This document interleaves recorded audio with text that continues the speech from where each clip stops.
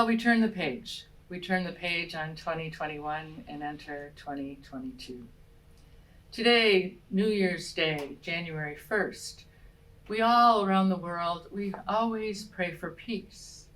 And in our church, we celebrate Mary, Mother of God, Theotokos.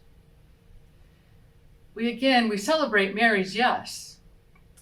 But we celebrated Mary's yes in Advent. The yes to Gabriel, yes to God. But Mary's yes didn't end there. Mary's yes continued, and she said yes over and over again. And today our church really invites us to be with Mary. Who is this Mary for me? What is my relationship with Mary? What can Mary teach me about saying yes? And help me remember that yes has to be said over and over and over again. You know, one of my favorites, this image, it captured my attention the first time that I saw it.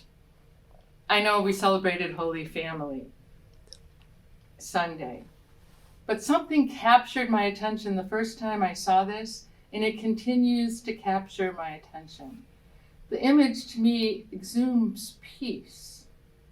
Mary and Joseph doing what they needed to do so that Jesus could be who he needed to be. Joseph the carpenter, Mary the homemaker, and the mother, the father, sitting together and celebrating. I think back to when my children were born and all of the worries that we had. Remember those worries. We were always consumed with worries. Remember that first night that they slept through the night, how terrified we were in the morning, always looking for that next thing, that first smile, when they would roll over, when they would crawl, when they would walk and talk and feed themselves, when they would go to school and then drive. We were always thinking ahead. As a grandma, I noticed that there was something different about being with my grandkids, and it took me a while to recognize that I don't have those worries. Those worries belong to my kids now. I am just present. And I think that's what Mary teaches us, how to be present. We think of all of Mary's struggles. Simeon, a sword will pierce your heart. Losing Jesus at the temple. Having to coax him out into starting his ministry at the wedding in Cana. And certainly the road to Calvary. But also, who is my mother? Can you imagine hearing that? Your son saying that, who is my mother? We've all had those kinds of experiences. Remembering, you're in the store and you turn around and you can't see your child. Our heart leaps into our throat. We're terrified.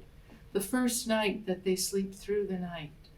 When we have to give them the keys to drive that first night by themselves. And when they don't come home for curfew and we aren't sure how to get a hold of them.